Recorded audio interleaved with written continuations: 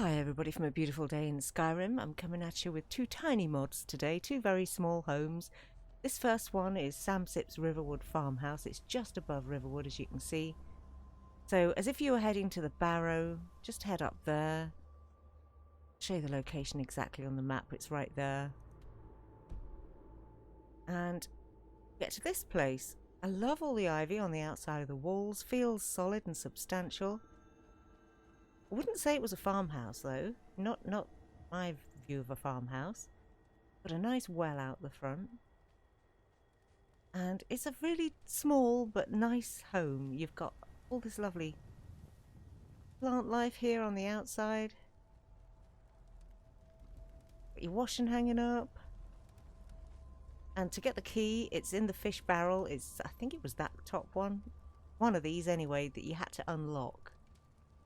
And there you'll find the key for the home. They're great views. And for all that it is just a tiny one-room home, it does have a really nice crafting deck.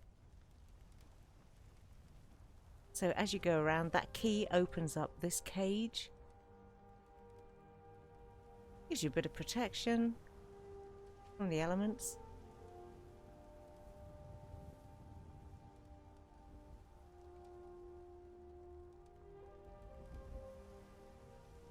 Sort of dead fire pit there. A few embers. Wood chopping block and an anvil. Bits and bobs. And there is actually, I mean, this is a starter home. It's intended for use the minute you get to Riverwood. But it's got a lot to recommend it. You know, lots of useful things. An enchanter, plenty of storage. Somewhere to show off your favourite armours. Alchemy lab, workbench, grindstone. It's got it all going on.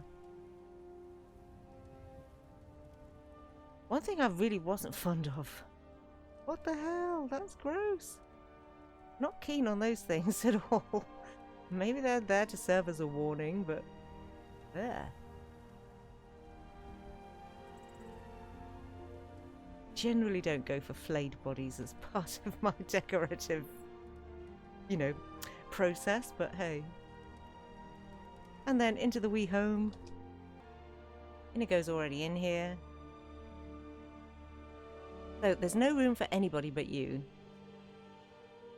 A bed and a bookcase and very upper class taste in wines.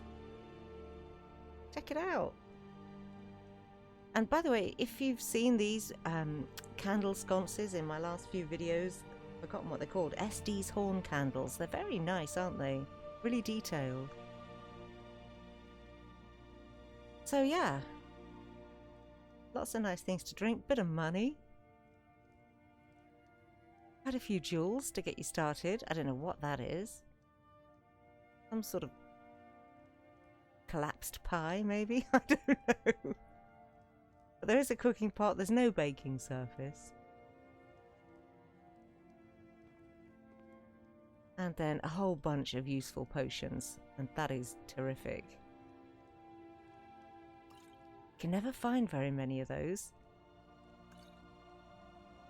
So that's useful. And then some weapon racks and display cases. And they do work.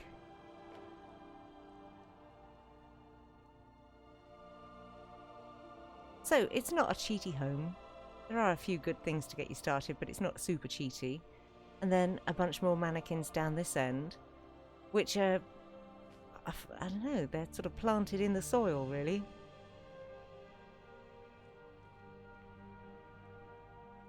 So that's it. That's it for the first one.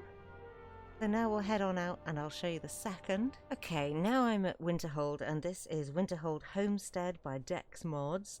And I've disabled... We are out where the air is rare. Thank you. I've disabled my Winterhold mods. I've been and seen two recently. I'm not sure in what date I'm going to publish these videos, but I've recently seen Great City of Winterhold and Cities of the North Winterhold. So I wasn't sure that this mod would go with either of those actually, but it does go very well with JK's Skyrim.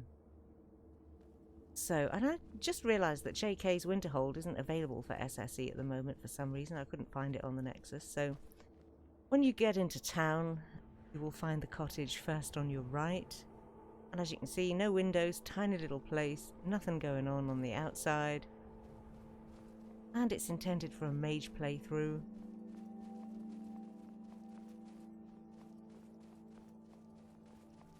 Okay, so let's have a look. And it's just this one room, so again another tiny home. This one's got a, you know, it feels more magey to me. Like the green, I love this green curtain everywhere. That's your enchanter, that is neat. I like to see the workstations done in different ways.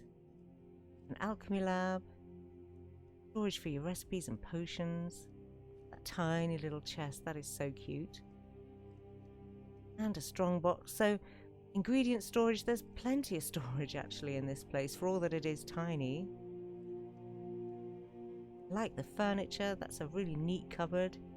Somewhere to store your food, baked goods. There's a baking surface and a cooking pot. Check out the sofas. They're kind of modern looking, aren't they? I like that cushion. I've seen that before in other homes and it's a neat little touch. Weapons barrel, and this is quite an interesting and not often seen feature. So if you're playing through as a vampire, then you can make your own blood potions here. Handy. Interesting. Somewhere to put your dragon priest masks.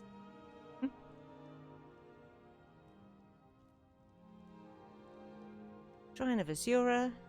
Put that over the bed. That is so nice. And the bed itself is really lovely. I like this a lot. I love the colours that have been chosen. The way the bed's been constructed is quite unique. It's a really handsome one. Armor chest, scrolls, journals, etc. So you see what I mean? Plenty of storage in here. So if you haven't yet got to that part in the, you know, if you're not yet the Archmage and you've got nowhere else to live around here, this is a really nice option. And I just love these church chairs, these arches that appear all over this home. Really nice feature. So that's it. That's the whole of the home. You'll notice Inigo nor Bunny came in with me. Wow, Vanilla Winterhold, now I'm seeing it again in its original state. It's just not that appealing, is it? Okay, I'll leave you with that view of the sun coming up over Skyrim and call that the end of this wee video. Thanks as always for watching. Do let me know what you think of these two tiny homes, and I will see you very soon for the next one. Take care and stay safe, everybody.